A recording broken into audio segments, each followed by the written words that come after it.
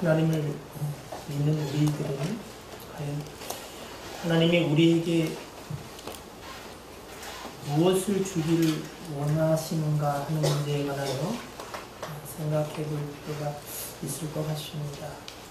과연 하나님은 우리에게 무엇을 주기를 원하시는가? 여러분의 생각은 어떠하십니까? 하나님은 여러분과 우리에게 무엇을 주기를 원하시는 것 같습니까? 요한복음 17장 2절로 3절의 말씀을 보면 우리에게 이렇게 기록하고 있습니다. 아버지께서 아들에게 주신 모든 사람에게 영생을 주게 하시려고 만민을 다스리는 권세를 아들에게 주셨음이로소이다. 그러면서 3절은 우리가 너무나 잘 아는 말씀이죠. 영생은 곧 유일하신 참 하나님과 그의 보내신 자 예수 그리스도를 아는 것이다. 이렇게 이야기합니다. 하나님께서는 예수 그리스도를 통해서 믿는 이들에게 택하시고 사랑하신 사람들에게 영생을 주게 하시려 하신다. 이렇게 이야기하고 계십니다. 그러면서 영생이 무엇이냐 하는 부분에 관해서 3절에 영생은 곧 유일하신 참 하나님과 그의 보내신 자 예수 그리스도를 아는 것이다. 이렇게 이야기를 하고 있습니다.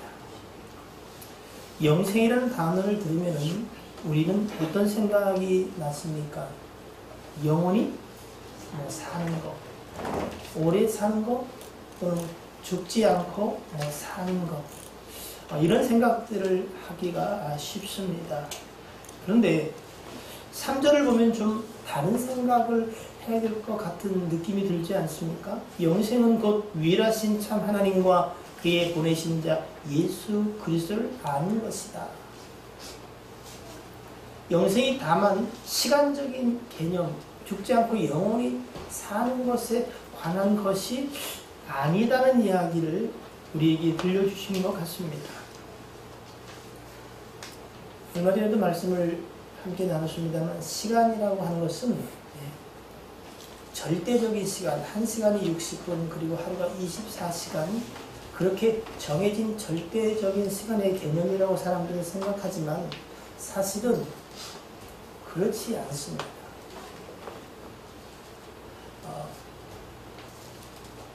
여러분 잘 아시는 그 알베르트 아인슈타인이라는 사람을 기억하십니까? 아인슈타인 아시죠? 뭐가 떠올라요? 머리 좋고 똑똑한 사람, 그렇죠? 그 아인슈타인의 이론 중에서 여러분 혹시 생각나는 게 있습니까? 공학도를 꿈꾸는 수행입니다.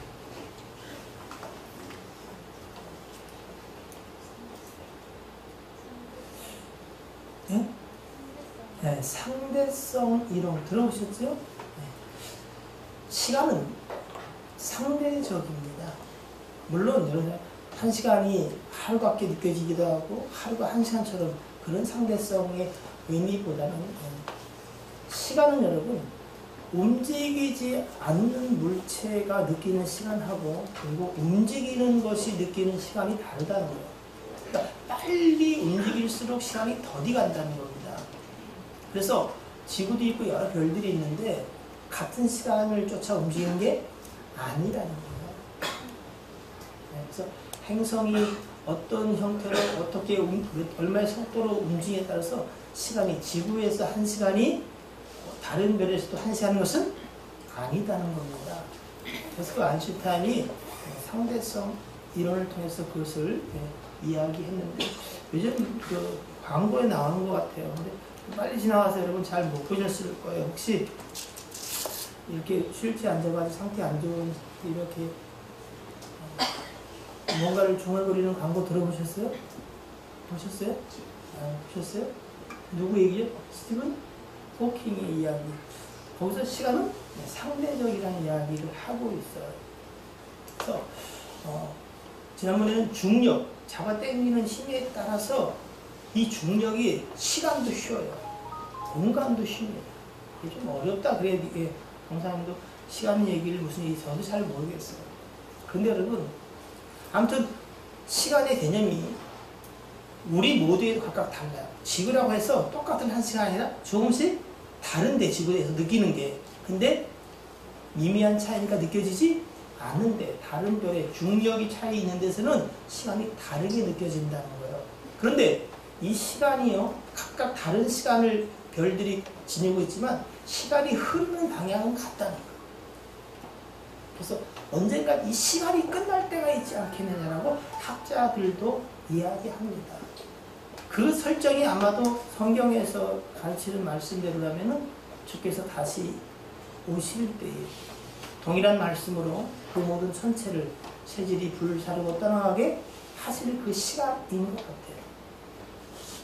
왜 이 이야기를 하냐면, 모든 인생은 많은 땅을 소유하고, 즉 돈 많이 가지고, 그리고 이 땅에서 오래 살기를 원하는데, 그 공간과 땅과 그리고 그 오래 살고 싶은 시간도 사실은 상대적이에요. 그래서 베드로후서 3장 5절에 베드로 사도는 하나님께는 천년이 하루 같고 하루가 천년 같다는 게 그냥 의미상으로서 그렇다는 게 아니라 실제로도 여러분 하나님 편에서는 그렇습니다. 꼭 하루가 천년 같다는 게 아니라 하나님 편에는 수천 년의 인류 역사가 긴 것 같고, 어떤 분이 그런 얘기를 하시더라고요. 이미 예수님 때부터 말세라고 했는데 벌써 2000년이 지났는데 지금도 말세라면 또 2000년이 지나는 것이냐? 뭐 그럴 수도 있어요. 근데 하나님 편에는 사실은 이것은 뭐예요? 지나가지 않은 시간처럼 아주 짧은 시간일 수도 있어요. 근데 어떤 사람이 부활이 더디다고 느낀 것처럼 더딘 게 아니라 하나님은 모든 사람이 구원받기를, 하나님이 작정하시고 택하신 자들이 구원받기를 기다리고 계신다는 거예요. 그러니까 시간의 개념이 아니라 그 시간 속에 이루어진 하나님의 뜻이 중요하다고 하는 거예요. 그러니까 영생은 단순히 영혼이 사는 것이 아니라 그 속에서 하나님의 뜻이 이루어지고 진리가 깨달아지는 하나님의 정하신 뜻이 하나님 편에는 중요하다고 하는 겁니다. 아까 말씀드렸다시피 이 이야기를 하는 것은 우리의 시간과 하나님의 시간이 비교할 수 없을 정도로 엄청 많이 다르잖아요. 근데 정말 다른 게 뭐냐면은 하나님과 우리하고 다른 게 뭐가 다를 것 같아요? 하나님이 정말로 우리에게 주기 원하시는 복과 우리가 하나님 앞에 얻어 챙기려고 하는 복이 이게 사실은 엄청나게 틀려요. 요즘은 그런 사람들이 있는지를 잘 모르겠어요. 예전에 이렇게 나가면은 버스 정류장이나 기차역에 가면은 누군가 이렇게 다가왔어요. 아마 여러분들은 거의 당해봤을 거예요. 그분들이 누구한테 오냐면 어떻게 해요? 여러분처럼 착하게 생긴 분한테 와요. 다른 말로 말하면 조금 멍하게 생긴 사람들한테 가요. 가서 뭐라 그래요? 도를 하십니까? 굉장히 선하게 생기셨대요. 이 땅에서도 굉장히 선행을 많이 쌓고 뭐 그럴 거라는 거예요. 그럼 또 그게 좋은 얘기인 줄 알고 그러냐고 제가 그런 얘기 좀 듣기는 했습니다.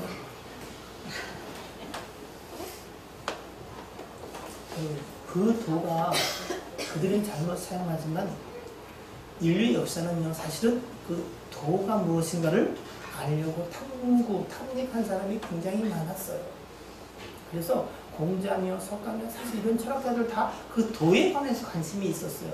그래서 도를 찾았는데 어떤 사람들은 희미하게나마 그 가운데서 진리 되신 하나님을 경험한 사람이 있는가 하면은 어떤 사람들은 그 도를 잘못 걸어서 어떻게 해요?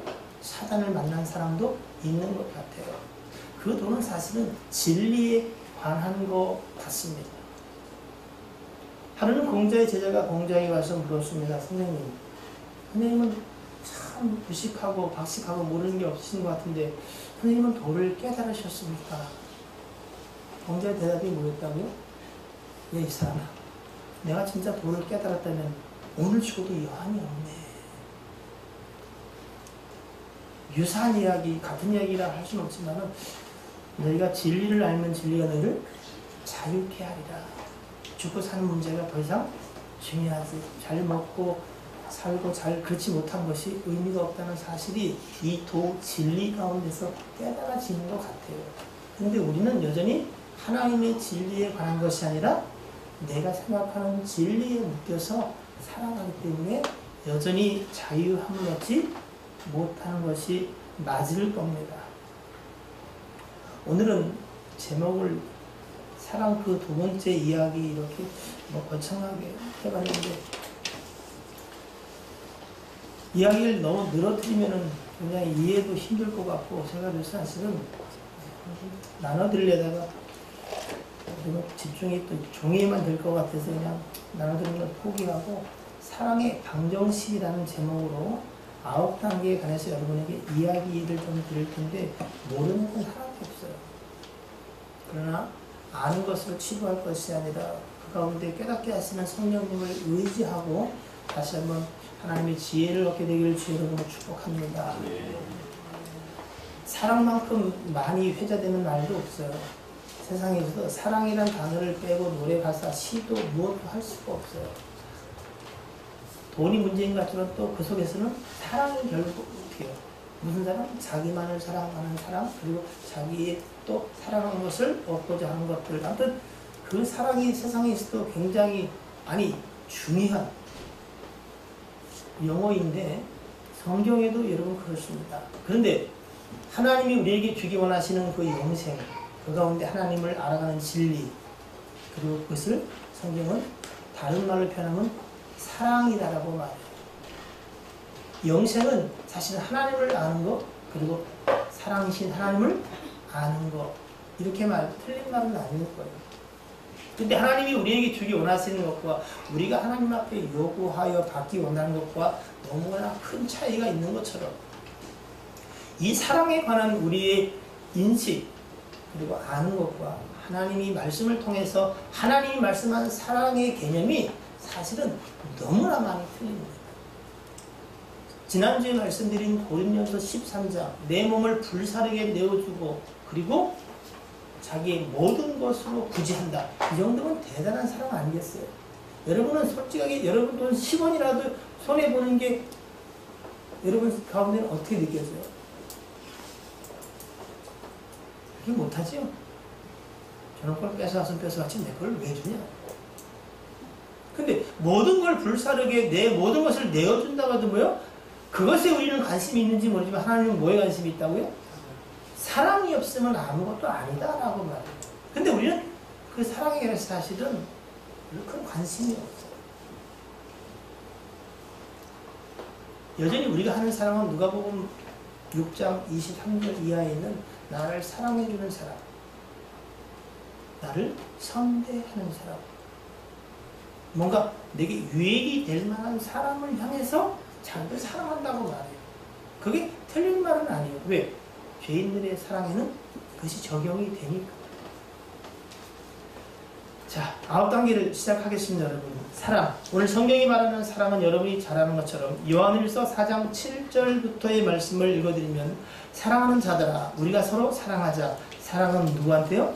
하나님께 속한 것이니 사랑하는 자마다 하나님으로부터 나서 하나님을 알고 사랑하지 아니하는 자는 하나님을 알지 못하나니 이는 하나님은 사랑이시니라. 요한일서 4장을 한번 펴십시다. 거기에 많은 부분이 나와 있으니까 요한복음과 요한일서 4장에 있는 말씀을 중심으로 이렇게 정해놓은 사랑의 방정식 9단계를 한번 살펴보려고. 일단 사랑이라는 성경이 말하는 것을 우리가 이해하고 그리고 바르게 깨닫기 위해서는 이 사랑이 하나님께 속한 것이다. 그러니까 성경이 말하는 사랑은 그렇다는 거지. 그러니까 내가 좋은 대로 사랑한다. 그건 여러분, 그 사랑은 여러분께 속한 거예요. 근데 성경이 말하는 그 사랑은 하나님께 속한 것인데 하나님은 곧 누구라고요? 사랑이다. 이렇게 이야기하고 계세요. 사랑은 하나님께 속했고 하나님은 사랑이다라고 8절에 말합니다. 두 번째, 그 하나님의 사랑, 하나님께 속하고 사랑이신 그 하나님의 사랑이 우리에게 어떻게 그러면 나타났느냐? 요한일서 4장 9절 10절입니다. 하나님의 사랑이 우리에게 어떻게 해요? 이렇게 나타난 바 되었으니 어떻게 나타났나 보십시다. 하나님이 자기의 독생자를 세상에 보내심은 그로 말미암아 우리를 살리려 하십니다. 사랑은 여기 있으니 우리가 하나님을 사랑한 것이 아니요 하나님이 우리를 사랑하사 우리 죄를 속하기 위하여 화목 제물로 그 아들을 보내셨다. 사랑은 하나님께 속했고 하나님은 그 사랑이신데 그 사랑이 우리에게 어떻게 나타났느냐? 예수 그리스도를 우리의 화목제로 죄 사함을 위해서 주신 것으로 나타났다. 이렇게 말합니다. 또 로마서 5장 5절 이후에 보면은 6절, 8절, 10절에 하나님의 사랑이 우리에게 이렇게 나타났다. 특별히 5장 5절에는 소망이 우리를 부끄럽게 하지 아니하면 우리에게 주신 성령으로 말미암아 하나님의 사랑이 우리 마음에 부음받으라. 예수 그리스도를 주실 뿐 아니라 성령을 주심으로 하나님의 그 사랑이 우리 마음에 부음받았다. 이렇게 이해해요. 하나님의 사랑은 예수 그리스도를 통해서 우리에게 그리고 성령을 통해서 우리에게 나타났다고 말합니다. 로마서 5장 8절은 잘 아시는 말씀이니까 제가 읽어만 드립니다. 우리가 아직 죄인 되었을 때에 그리스도께서 우리를 위하여 죽으심으로 하나님께서 우리에 대한 자기의 사랑을 확증하셨다. 이렇게 말합니다. 사랑은 하나님께 속했고 하나님이 그 사랑이신데 그 하나님의 사랑이 연약하고 죄인되고 원수로 행할 때, 즉 사랑받을 만한 조건도 이유도 없는 때에 그저 하나님이 그 아들을 죽기까지 하시는 그 사랑으로 우리에게 나타났다는 것. 그리고 그것을 확정짓기 위해서 성령을 부어주심으로 하나님의 사랑이 우리 가운데 부어졌다. 이렇게 말합니다. 세 번째, 그 하나님의 사랑을 입은 사람은 그 하나님을 사랑하게 된다라고 하는 겁니다. 요한일서 4장 10절입니다. 남자분들이 10절을 읽고 4장 19절은 여자분들이 읽으십니다. 요한일서 10절 시작. 사랑은 여기 있으니 우리가 하나님을 사랑한 것이 아니요 하나님이 우리를 사랑하사 우리 죄를 속하기 위하여 화목제물로 그 아들을 보내셨습니다. 19절 시작. 우리가 사랑하면 그가 먼저 우리를 사랑하셨습니다. 로마서 8장 28절 하나님을 사랑하는 자 곧 그 뜻대로 부르심을 받은 자들이라고 말하는 것처럼 사랑이신 하나님이 예수 그리스도를 통해서 소망 없는 인생에게 그 사랑으로 우리를 화목해 하시고 성령을 통해서 그 사랑을 확증하시고 보증하셨어요. 즉 그 하나님의 사랑이 우리에게 임하여 그 사랑을 받은 자는 하나님을 사랑하게 된다라고 이야기하고 있습니다. 이건 뭐 설명하지 않아도 다 아시죠? 오늘 본문의 말씀을 연결하면은 우리가 사람의 사랑에 빚진 자가 되었다라고 하는 겁니다. 자, 네 번째, 그 사랑이신 하나님이 우리를 사랑하셨고 그 사랑을 받은 자들은 하나님을 사랑하게 되는데 거기서 끝나는 것이 아니라 우리가 너무나 잘 아는 것처럼 모든 율법에 613가지의 율법 계명이 있을지라도 여기에 다 들었다는 거예요. 뭐요? 사랑이에요. 그리고 큰 계명이 무엇이냐라고 물을 때 대답하신 것처럼 하나님을 사랑하는 것과 이웃을 사랑하는 것인데 사실은 그 두 가지는 두 개가 아니라 하나라는 거예요. 먼저 하나님을 사랑하는 것과 두 번째도 이와 같으니, 위와 같으니, 같은 내용이라는 겁니다. 그래서 네 번째 하나님을 사랑하는 사람은 이웃을 사랑한다는 겁니다. 요한일서 4장 11절입니다. 11절 시작. 사랑하는 자들아 하나님이 이같이 우리를 사랑하셨은즉 우리도 서로 사랑하는 것이 선택사항이다라고 다시는 말하지 않고 마땅하다. 하나님의 사랑을 입은 자가 하나님을 사랑하게 되는데 여러분에게 제가 하나님을 사랑하십니까? 라고 물으면 뭐라고 대답하시죠? 예라고 말합니다. 그 하나님을 사랑한다는 고백은 사실은 이것과 연결되어 있다는 겁니다. 4장 20절, 21절입니다. 시작. 누구든지 하나님을 사랑하고 그 형제를 미워하면 이는 거짓말하는 자니 본과 그 형제를 사랑하지 않는 자는 보지 못하는 바 하나님을 사랑할 수 없느니라. 우리가 이 계명을 주께 받았나니 하나님을 사랑하는 자는 또한 그 형제를 사랑하지 않느니라. 근데 여기서 우리가 걸리죠. 하나님이 사랑인 거, 사랑이 하나님께 속한 거, 그것도 의심한 자는 별로 없어요. 그리고 그 하나님이 우리를 사랑하시되 사랑받을 존재가 아닌 우리에게 그저 다만 사랑하시는 그 사랑으로 우리를 사랑하셨다는 거. 그 사랑의 확증과 예수 그리스도를 주신 것과 성령을 우리 가운데 부었다는 것도 다 믿어요.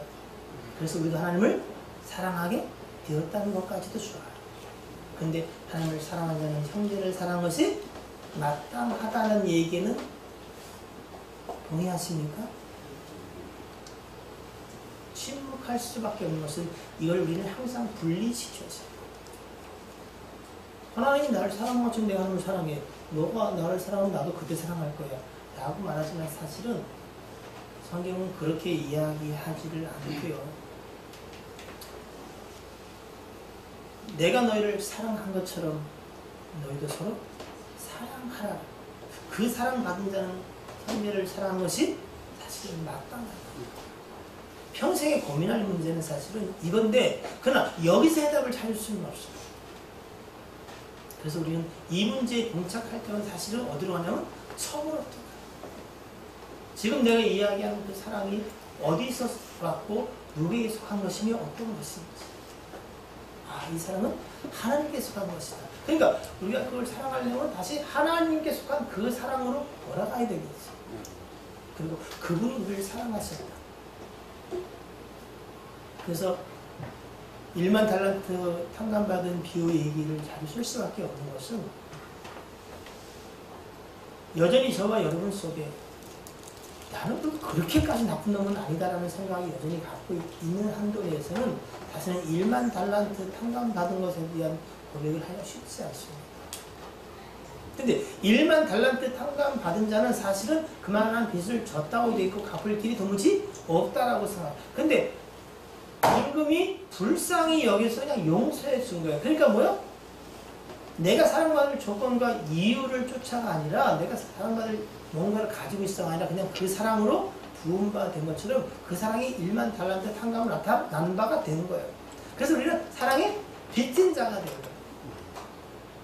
그러니 그 사랑을 받은 자는 100데나리온 내게 빚진 자를 용서할 충분한 능력이 이유가 사랑의 빚이 있다 없다? 있다는 걸 깨닫다는 거예요. 비록 내게 100데나리온 빚진 자, 여러분 이게 쉬운 얘기는 아닙니다. 언젠가는 말씀을 드렸지만 100데나리온이지 뭐 그 정도밖에 아니지. 근데 그 사람을 보는 순간 울컥 화가 어떻게 해요? 확 치여요. 여러분에게 원수를 사랑해라. 여러분을 모욕하고 그리고 저주한 자를 위해서 축복하고 기도하라. 이런 얘기를 들으면 솔직히 무슨 마음이 생각해요? 그래, 하나님이 말씀하셨으니까 힘들 좀 해봐야지. 그런 생각이 혹시 들기도 하지? 또 어떤 생각이 들어요? 가능한 거야? 아니, 내 자식도 귀찮아 줄 때가 많은데 무슨 원수를 축복하고 그들을 위해서 기도. 이게 가능해? 나는 의문이 생길 수도 있어. 또 어떤 사람은 이럴 수 있어. 그렇게 상을 받고 아니면 화를 당하나? 근데 나는 저 사람한테는 안 사랑할래. 내가 상 덜 받고 내가 그것 때문에 당하는 고통이라면 내가 당하겠어. 저 인간하고는 내가 화목하고 올 수가 없어 라는 생각이 들어 안 들어? 그러니까 여러분들은 아직 사랑의 빚진 자인 것을 자각하지 못한 거예요. 전혀. 그래서 여전히 아니라고 말하지만 나는 그래도 저 짓은 안 한다. 저렇게까지는 안 한다는 자기의 의로움이 여러분을 채우고 있는 거예요. 물어보면 그렇게 대답하는 사람은 아무도 없습니다. 나는 그래도 사랑받을 만한 자격과 조건이 돼. 10,000명 중에 10명 구원한다면 난 그중에 들어가지 않을까? 이렇게 말하는 사람이 별로 없어요. 특히 우리 교회에서는. 근데 우리가 그것이 거짓이라는 사실을 언제? 용서할 수 없는 100대라임을 생각할 때 그 사람 때문에 내가 화난 것 같지만 여러분, 그것 때문에 내가 울컥하는 것 같지만 사실은 우리가 자각하지 못한 것은 뭐예요? 내가 1만 달란트 사랑받은 자임을 알지 못하는 거예요. 그러니까 우리가 패역한 자인 거예요. 아니 그래도 저 사람 알면 내가 다 되는데요. 그게 아니라 그 사람 때문에 우리의 실체가 드러나는 거예요. 조용히 덮어져 있던 그것들이 그가 와가지고 한번 꾸정물을 젓듯이 훅 휘어져오니까 여러분 속에 제 속에 있는 그것들이 확 드러나고, 참았던 사람일 때는 더 심하게 격분하기 시작해요.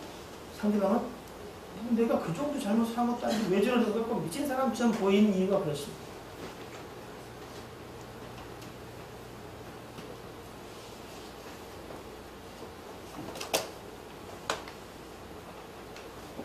그런데 5번째 사랑의 방정식은 하나님을 사랑하고 이웃을 사랑하는 사람은 다 이루었다라고 말합니다. 오늘 본문 말씀, 본문을 잠깐 보겠습니다. 로마서 13장 8절로 10절입니다. 똑같은 말씀이에요. 피차 사랑의 빛 위에는 아무에게든지 아무 빛도 지지 말라.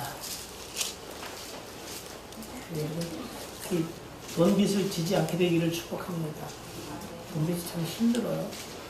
근데 이 사랑의 빛을 졌다. 어떤 것일까? 하나님의 사랑을 입은 자가 되다.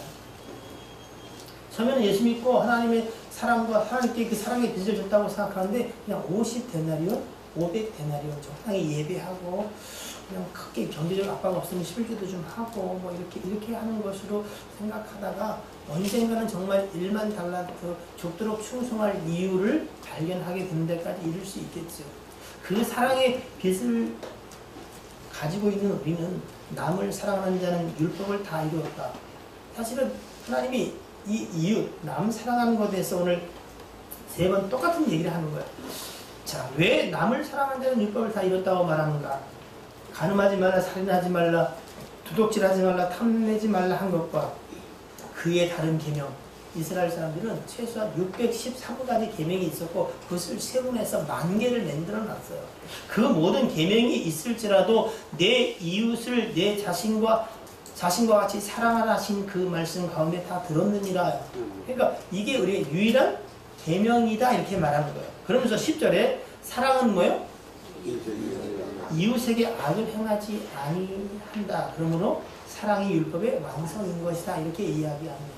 그러니까 하나님께 속한 그 사랑, 하나님이 사랑이신 그 사랑이 우리 가운데 부음받아서 우리가 하나님의 사랑을 입었고 그 사랑이 우리로 하나님을 사랑하게 되고 그 사랑의 의미가 이제 확대되어서 이웃까지 사랑하게 되는 것이 곧 율법 계명을 다 이룬 것이다. 이렇게 이야기를 하고 계신 거죠. 자, 여기서 저는 그냥 이 생각을 합니다. 내 이웃을 내 자신과 같이 그들이 정말 내 자신인 것이 깨달아지는 여러분, 자신을 해할 자가 누가 있겠어요? 또한 10절에 사랑은 정말로 그 하나님께 받은 내 사랑이 하나님을 향하고 이웃을 향해 흘러나가게 된다면 여러분, 사랑하는 자에게는 악을 행하지 않는다는 게 사실. 그러니까 이런 계명 저런 계명을 말할 게 없다라고 하는 거예요. 여기서 이런 생각이 들어요. 아, 그럼 일단 하나님이 우리를 사랑하신다. 그러면 하나님은 우리에게 악을 행할까 안 할까요? 악을 행치 않으십니다. 그래서 우리도 하나님 앞에 악을 행하는 것을 기뻐하지 않죠. 근데 이웃에게 다른 사람에게는 악을 행하는 일이 있어 없어요. 거기서 우리가 불의 길을 잡히긴 합니다, 여러분. 그러나 성경은 정말 사랑하게 되면 사랑하는 자를 위해서한테는 악을 행하지 아니한다. 성경은 이렇게 이야기합니다. 6번째 방정식으로 넘어가겠습니다. 요한복음을 한번 펴겠습니다. 요한복음 13장 34절로 35절입니다.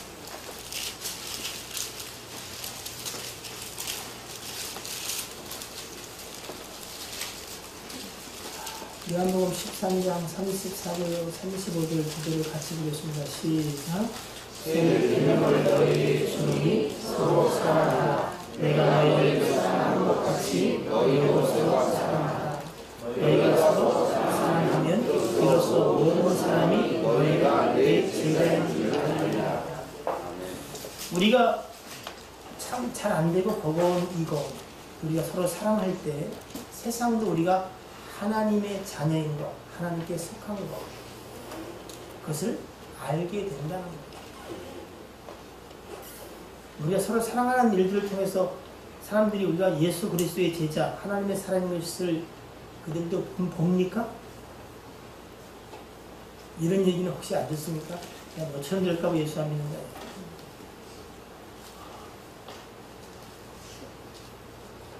요한일서 5장으로 잠깐 돌아갑니다. 5장 2절로 3절입니다. 이 말씀을 좀 기억하시기를 바랍니다. 요한일서 5장 2절 3절인데요. 시작. 우리가 하나님을 사랑하고 그의 계명들을 지킬 때에 이로써 우리가 하나님의 자녀를 사랑하는 줄을 아느니라. 하나님을 사랑하는 것은 이것이니 우리가 그의 계명들을 지키는 것이다. 그의 계명들은 무엇이 아니니라. 사실은 우리가 여러분 역설적인 이야기인데 우리가 진짜 이웃을 사랑하게 될 때에 우리가 뭘 깨닫냐면은 정말로 하나님이 나를 사랑하셨구나를 알게 됩니다. 즉 이 얘기를 조금 풀어서 설명하면 그 일이 우리 가운데 이루어지면 여러분 우리는 이것을 내가 했다고 말하게 되지 않고 그 사랑이 나를 사랑하게 만드는구나, 진짜 하나님 나를 사랑하시는구나를 알게 된다. 즉 사랑할 만한 조건과 이유를 가지고 있다고 생각하는 사람들은 그것의 근거를 삼지만 살아가면서 하나님에 대하여 알아갈수록 깨닫는 건 뭐냐면은 사실 진짜 우리는 하나님께 사랑받을 만한 근거를 갖고 있는 사람이 아니라는 사실이에요. 그래서 우리가 내 기준이 아니라 그 사랑의 기준이 자리 잡혀서 사랑하게 되면서 깨닫는 건 뭐냐면은 내가 그를 사랑하는 데 있어서 그의 사랑을 받을 만한 기준이 아니라 내가 받은 사랑의 그저 값없이 주신 사랑의 근거에 사랑하게 되는 그것을 자기가 보면서 깜짝 놀란다는 거예요. 하나님의 사랑이 이렇게 그냥 내게 부은 바 그렇게 찾아오시는 겁니다. 그러니까 그것을 사실은 해보기 전까지는 하나님이 우리를 사랑한다. 예, 하나님이 저를 사랑합니다. 내가 사랑을 입었습니다라고 말하지만 사실은 그렇게 깊이 깨닫지는 못하게 될지도 모른다고 우리가 이해할 수도 있을 것 같습니다. 오늘 중요한 것 중에 하나가 7번 하나님을 사랑하는 자는 그 계명을 지킨다라고 하는 겁니다. 요한일서 5장 2절을 다시 한번 읽습니다. 우리가 하나님을 사랑하고 그의 계명들, 그 계명이 뭐겠어요? 유일한 계명 서로 사랑하는 것을 지킬 때에 이로써 우리가 하나님 자녀를 사랑하는 줄을 아느니라. 하나님의 사랑은 이것이니 우리가 그의 계명들을 지키는 것이다. 아까 요한복음 13장 34절을 읽었으니까 제가 읽어드리겠습니다. 새 계명을 너에게 주노니 서로 사랑하라.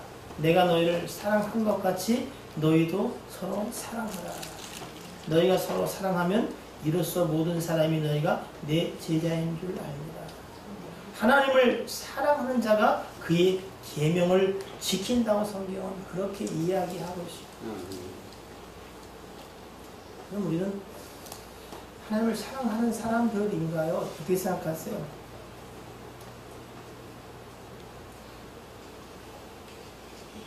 참 언제까지 우리가 두 가지 답을 다 할 수밖에 없는 상황인지는 모르겠습니다. 누군가 우리의 믿음은 하나님을 믿냐고 묻으면 뭐라고 대답하죠? 네, 믿습니다. 정말 믿습니까? 그러세요?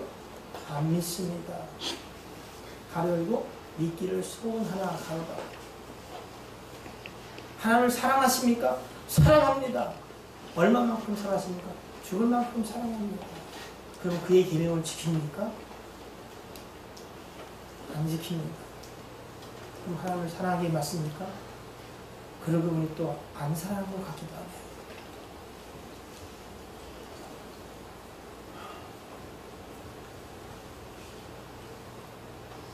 그러나 오늘 우리는 다시 한번 주의 말씀을 기억하면서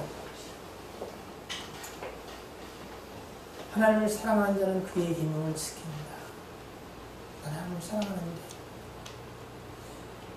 부족하지만 그 사랑은 거짓이 아니기를 원하고 또 그렇다고 생각하는데, 그리고 내가 하나님을 사랑하는 그 사랑이 내 자의적인 발로부터 시작된 것이 아니라 사랑이신 하나님이 우리를 사랑하시는 그 사랑을 우리에게 부으심으로 나도 하나님을 사랑하게 된 건데, 그것을 다시 돌아가게 되시기를 바랍니다. 내 처음 자리, 내가 값없이 입은 그 사랑. 신앙생활 하다 보면 여러분, 제가 그 말씀, 우리 여러분 아시는 거, 오늘 목사님이 동서운을 되더라고요. 처음에 예수 믿을 때는요, 이렇게 말씀을 들을 때마다 눈물이 이렇게 쏟아지더라고요. 말씀을 들을 때마다 자신의 그 죄악들이 이렇게 드러납니다. 한 번도 죄라고 생각했던 그것들이 모든 게 죄인데 부끄러워 창피해서 눈물만 그렇게 하염없이 흐르더라는 거예요. 여러분은 언제 울어보고 모릅니까? 지 분을 못 참아서 화가 나서 울어보긴 했습니다.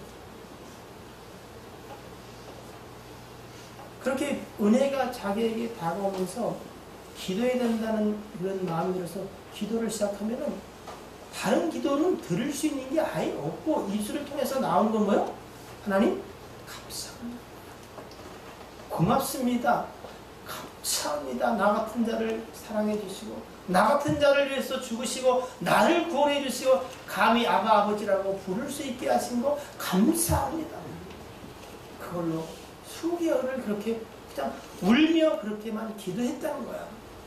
그런데 이제 그 감격을 가지고 예배에 참석하고 또 하나님 앞에 예물하고 헌신하고 또 집사가 되고 이런 하나님 앞에 더욱 충성하고 헌신했던 같은 시간들이 흐른 뒤에 엎드려 기도하고 하나님 이것 주시고 저것 주시고 이건 왜 안 주시는 겁니까? 자기 기도가 이렇게 바뀌었더라는 거야.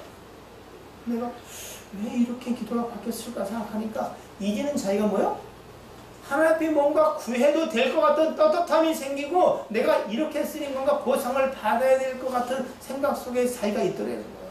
저들은요, 그저 딱 하고 그냥 뭐 무늬만 저는 열심히 했고 그리고 최선을 다했고 그 생각이 공동의식이 자기 속에 싹트기를 시작하더라고요. 여러분은 어떤 상태에 계십니까?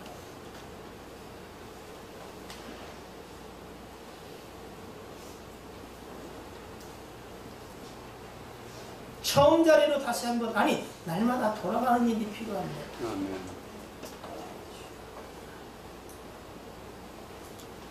저희 아파트 앞에 이렇게 현수막이 하나 붙어요. 헬스장에서 붙인 거예요. 내용은 이런 거예요. 여러분 여기 옆구리 하나 만져보세요.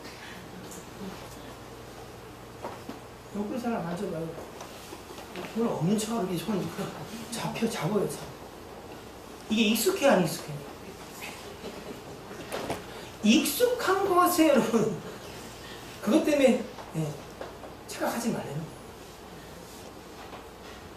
예배가 너무 익숙하고 하나님을 아바 아버지라 부르는 게 너무 익숙해서 은혜도 있고 조금만 자기 마음이 불편하면 불편과 원망이 생겼어요. 결국은 하나님 자리에 제가 앉아서 지 뜻대로 돼야 되는 거예요. 갈수록 신앙은 믿음은 내 뜻이 아니라 하나님의 뜻대로 되는 것을 보기를 기뻐하고 그 일이 내 삶 속에 이루어지는 것, 그거 하나님을 알아가는 것, 진리를 알아가는 것, 곧 사랑이신 하나님을 알아가는 것. 그래서 어떻게요? 사랑받을 수 없는 존재가 사랑받은 그 감격이 점차 우리의 삶 속에 더 커지는 것. 그거 하나만으로도 살아갈 이유를 붙잡는 것. 세상과 모든 사람이 나를 향해 등을 돌릴 것 같은 그때도 그 그 사랑이 나를 버티게 한다는 것을 깨닫는 감격 속에 살아가야 되는 게 신앙생활입니다. 아멘. 갈수록 내 공로의식이 생겨지고 너무나 그들이 익숙해져서 하나님은 사랑한다고 말하지만 도무지 누구도 사랑하지 않는 아주 폐역하고 완악한 그리스도인들이 되어있는 우리는 아닌가 하는 생각을 꼭 해보고 싶습니다. 저는 그래서 슬퍼요. 그 사람이 저인 것을 너무나 잘 알기 때문에 그렇죠.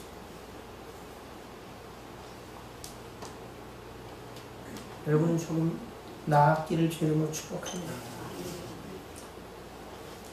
저를 제일 불편하게 하는 그겁니다. 하나님을 사랑하는 자는 그의 계명을 지키느니라. 사랑할 수 없어요. 싫어요. 하기 싫어요. 나는 강한 반동이 자기에게 있을지라도 여러분 무엇이 더 강해요? 하나님을 사랑하는 그것이 더 강할 때에 원래 여러분 약한 문화는 강한 문화에게 흡수되게 되어 있어요. 여러분이 믿음이 희미한데 여러분 믿음 안 좋고 한 친구랑 너무 친하게 지내면 여러분이 흡수를 당해요.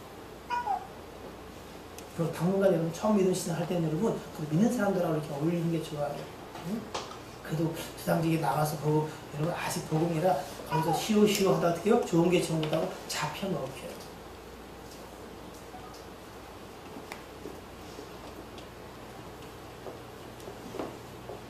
하나님을 사랑한 자는 그의 계명을 지키느니라. 맞는데 계속해서 이루어지지 않는 그것들을 비통해하면서 나는 하나님을 내가 생각하는 만큼 그렇게 사랑하지는 않는구나. 이것을 하고 저것은 하지 말라는 말씀을 하기 아니라 그 사랑이 우리를 해야 될 것과 하지 말아야 될 것의 경계를 짓는다. 구약에는 하나님을 경외하는 것들이 인생 그것을 율법으로 만들고 지키니 안 지키니 서로 판단하고 물고 뜯고 했지만 하나님은 하나님을 경외한 자는 그의 말씀을 지키기를 기뻐한다. 신약적 표현은 하나님을 사랑하는 자, 정말로 그 사랑을 잊고 하나님을 사랑하는 자는 그의 계명을 지킨다. 그 사랑이 그것을 하게 만든다라고 이야기하고 있습니다. 우리가 하나님을 경외하고 하나님을 사랑함으로 나를 굴복시켜 그 일들을 하기 시작할 때에 요한복음 14장 20절로 21절에 어떤 일이 일어나냐면 요한복음 14장 20절로 21절을 보니까 그날에는 내가 아버지 안에 너희가 내 안에 내가 너희 안에 있는 것을 알리라. 정말 하나님이 내 안에 내가 하나님 안에 있는 것을 알게 된다는 겁니다. 21절 나의 계명을 뭐요? 지키는 자라야 나를 사랑하는 자니 나를 사랑하는 자는 내 아버지께 사랑을 받을 것이요 나도 그를 사랑하여 그에게 나를 나타낸다. 하나님을 사랑했더니 또 그 사랑의 기능을 시켰더니 하나님을 나를 사랑한다. 뭐 이상하지 않아요? 원래 하나님이 사랑이고 그 사랑이 우리에게 먼저 주어졌고 그래서 우리가 하나님을 사랑하게 되었고 하나님을 사랑하는 그 사랑이 서로를 사랑하게 되었는데 그때 어때요? 하나님 나를 사랑했고 나를 뼈저리게 느낀다. 그리고 그리스도께서 우리를 사랑하시는 사랑이 여러분의 삶 속에 나타내게 되어진다. 성경은 우리에게 그렇게 이야기합니다. 요한복음 15장입니다. 15장 9절로 12절입니다. 같이 읽을게요. 시작. 아버지께서 나를 사랑하신 것 같이 나도 너를 사랑하였으니 나의 사랑 안에 거하라. 내가 아버지의 계명을 지켜 그의 사랑 안에 거하는 것 같이 너희도 내 계명을 지키면 내 사랑 안에 거하리라. 내가 이것을 너희에게 이름은 내 기쁨이 너희 안에 있어 너희의 기쁨을 충만하게 하려 합니다. 내 계명은 곧 내가 너희를 사랑하는 것 같이 너희도 서로 사랑하는 것입니다.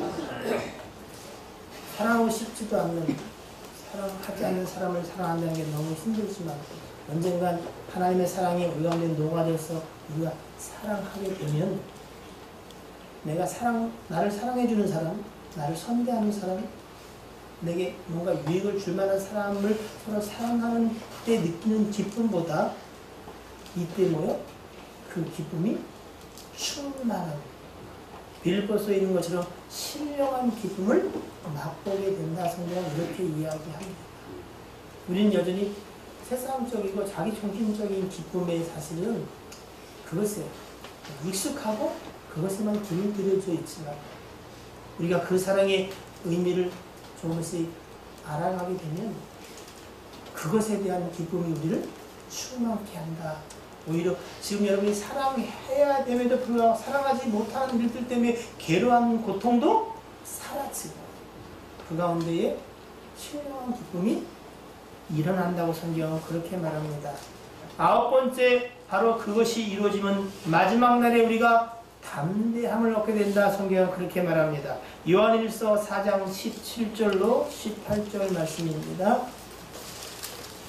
요한일서 4장 17절로 18절.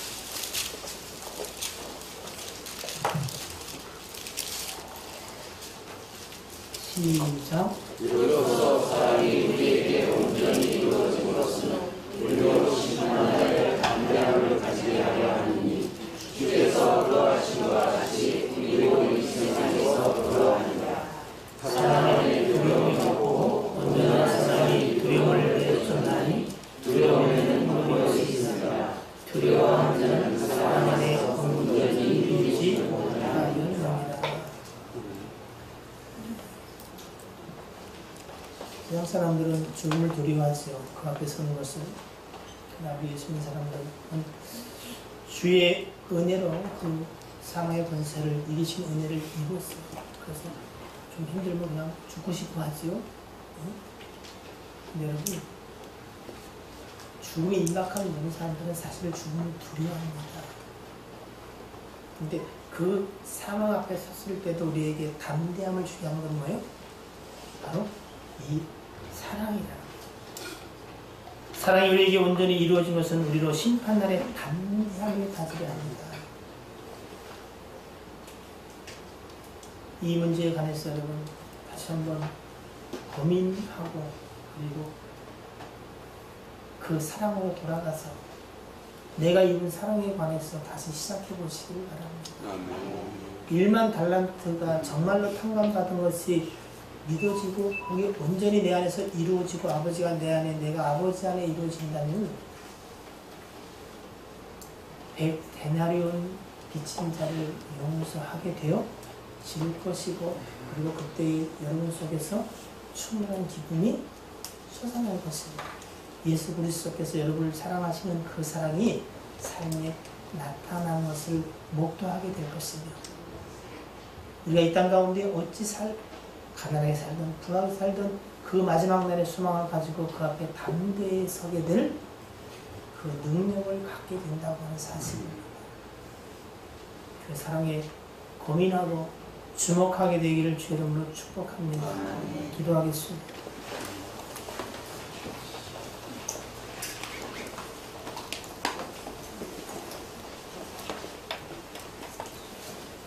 하나님의 사랑이 주신 성령을 통하여 우리에게 부흥가 되었다. 뭔가 새로운 것을 찾고 그것을 추구하는 것입니다.